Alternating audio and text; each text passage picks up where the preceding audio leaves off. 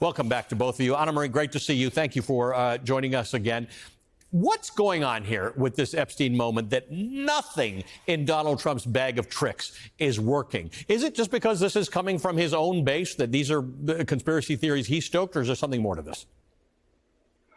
So there's this famous experiment that was done about, cognitive dissonance, when people have to struggle to try and make sense of two things that seem not to go together.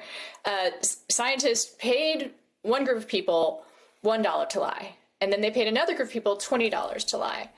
And guess who wound up believing the lie more?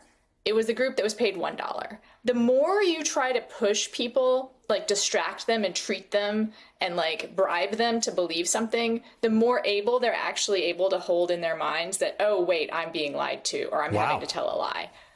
That is what I'm thinking is happening here. I think that with going through all of these extravagant distractions, doing these things to feed them red meat, there is something that's being in their animal brain that's wait, this is too much, right? It's the overcompensating piece, but there's actual science that explains it as well. Right. And so now I think we have to see that they know that they're being bribed, or there's an attempt to bribe, an attempt to distract. And the question is going to be, do they accept it, right? And that we cannot know. But I do think that his base and his allies know exactly what is happening now. And my hope is that it will offend them so much on some level. Not that they're being lied to, right? Almost the act itself isn't the problem. It's that they've sunk so much into this and that they're being disrespected in this intense way. Joe, you're as close as we can get to some of these people because you have conversations with them and certainly have in the past. Talk to me about this. Very rarely do we talk about Marjorie Taylor Greene on this show in terms of a warning that people should take seriously. She's saying stop dangling red meat. Donald Trump and his allies and Dan Bongino and Kash Patel, they've been dangling this red meat for a long time. This is not new. Donald Trump keeps saying this is a Democratic story. It's a MAGA story. It's a QAnon story. Yeah, Ellie, look, I engage with hundreds of MAGA folk every day, and for the past week and a half, they're confused and increasingly angry. Here's why this is a problem for Trump. Imagine Donald Trump came out on Monday, this Monday, and said, you know what? I lost the 2020 election. Fair and square. Joe Biden beat me. The American people spoke. I lost the 2020 election, and January 6th was a horrible day. If Trump did that, his base would go ballistic. The same thing's going on here. For years, Donald Trump knows that nothing animates his base more than this deep, dark, dangerous thing called the deep state. The deep state. It's all they talk about. And for years, Trump and his right-wing cheerleaders have told his base, this Epstein thing, man, it's going to be the mother of all scandals. It will finally expose the deep state. And now he's saying there's nothing there. He can't do that, not with a good chunk of his base, not when they want the deep state. That's the biggest piece of red meat they want. Anna Marie, you and Joe and I have been talking about some version of Donald Trump and the fact that he succeeds with a lot of this stuff for a decade now, longer. He's trying everything possible to pivot. The Fed little thing was remarkable. I mean, people don't care that much about the stuff that he's actually talking about. For some reason, and I'm trying to get to the bottom of it, the Epstein story, which should offend everybody, largely because of the people who were victimized by Ghislaine Maxwell and Jeffrey Epstein, the survivors of this, that's not what's motivating the base on this story. So I think one thing to think about here is that the base is angry and upset. And I do think that Joe articulated really well what's happening there, right? This is something that part of the Trump mythos is built around, is the deep state and the idea that there's pedophiles in the upper reaches of, world government, right? Which Epstein is this incredibly intriguing piece of evidence that there is sexual violence that pervades our entire patriarchy, right? And he happens to embody this one type. Of course, we all know that other kinds of sexual violence are much more common, right? But that's not what they want to pay attention to. The other thing, though, is that where Trump is losing people on this is not just his base. And I think that's actually really important, right? I think that one of the things that happened with the Epstein case is that it went beyond his base as far as capturing the imagination of people and really getting to people's, morally tender, part of themselves. And so everyone knows about it. And so this is the kind of thing that you don't have to be a crazy QAnon person to start up a conversation with someone else who voted for Trump, who might be enraptured of conspiracy theories, and be like, hey, man, what's going on with that? Didn't Trump say he was going to release those files? That's a very important point. That's a very important point. This has now got a whole bunch of people interested in the story that half of the people interested weren't interested in. Right. And who still might have some of that conspiracy theory adjacent thinking and definitely voted for Trump, but probably hadn't really thought about this for a while, right? They're not listening to Dan Bongino. I mean, we all know this, talking about this all the time, that the actual Trump base is not a majority of Americans, not even close to it. Trump was there. The number of people in America who want the policies that Trump has put into place is a minority of Americans. People, I do believe that when we say no one voted for this, very few people want the outcomes that are happening right now, right? They voted for eggs or whatever.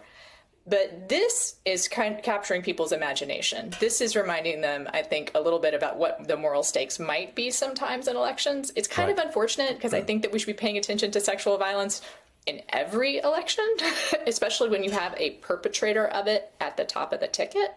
But I hope we kind of wind up having more conversations with those people that are only barely paying attention right now. I'm going to ask you to stick around for just a moment. We're going to take a quick break. Ana Marie Cox and Joe Walsh. Stay with me. We'll continue more Velshi after this. I'm back with Ana Marie Cox. Ana Marie Cox, contributing editor and political columnist for The New Republic, and former Congressman Joe Walsh. Joe, I remember last Sunday when the Washington Commanders thing happened, all week just watching these things happen and wondering whether we as journalists have become smarter about not going down every rabbit hole that Donald Trump sends us down, including the one with the lady catching the snake and all this kind of stuff.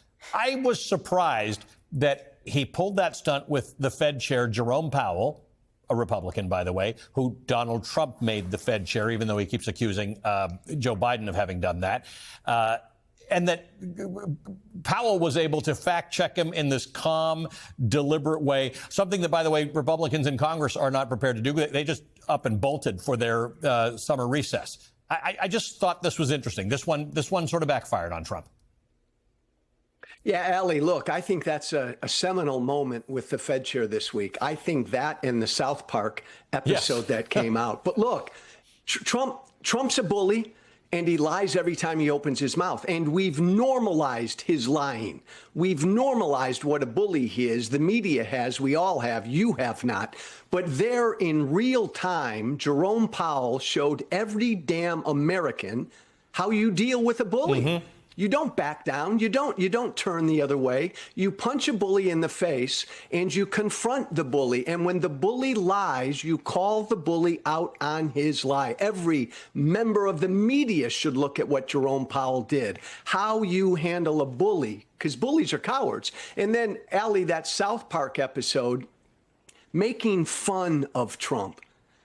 Remember, a lot of Trump's base, they're not Republicans. They're just men. They're guys who typically don't belong to a party. They don't vote all the time. They watch South Park. And they watched an episode this week where Trump looked really silly and stupid, a big fat man with a teeny tiny penis. I think that kind of thing really dings Trump hard, too. No before 9 o'clock in some parts of the country, dude. Ana Marie, let's talk about... we talk about South Park. We're talking about something else. Media. Stephen Colbert. I apologize. It's also good. It's cable.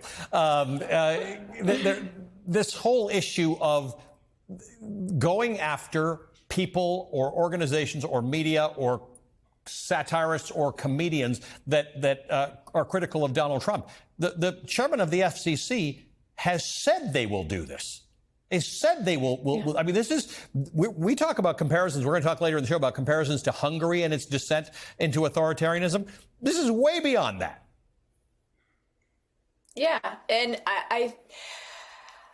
I have to believe that we both don't know how bad things will get, but also we don't know how good things will get, if that makes any sense. I have some faith in our country. Yep. And I have some faith that the desire to suppress all this speech can have the opposite effect, that people's voices can get louder when you try to silence them. And I think there's a good amount of people in this country that want to keep seeing things. Well, I don't know if they want to keep seeing things like what was on South Park exactly, but let's say they really want the loud voices of jeering and mocking, and they want to be able to hear the kinds of sharp criticisms and incisive interviews. Which is inherent to interviews that democracy, Stephen just to be Colbert clear. It's in our Constitution, it's protected, and it's what dissent was what this country was built on. Just to be clear, this is not weird behavior. They can't deport all of us. That's something I think about a lot, right? Like, they can't arrest all. They can try, but let's make them if it's going to get that far, right? And until then, I'm just going to say it right now. People out there who are worried about this, support your local public radio station, support your local media, like, give money to your favorite creators who are doing the kind of content that you really love. This is going to have to come down to that $3 a month, that $5 a month, that $8 a month that you pay to your favorite newsletter, you pay to the people that are doing the kinds of work that you... We'd uphold democracy. I think you're 100% right. I think we'd have a pretty good shot. Yeah, no, I'm with you. I think I really do. I think we're right. And by the way, despondency just isn't an option anymore. Like, what are you going to do? Just going to live for the next few years in a state of depression? I'm not prepared to do that. Thanks to both of you. Anna Marie, great to have you back on the show. Anna Marie Cox is a contributing editor and political columnist for The New Republic. The former Congressman Joe Walsh is the host of the podcast, The Social Contract. He's the author of the book, F Silence. Thank you, Joe, as always.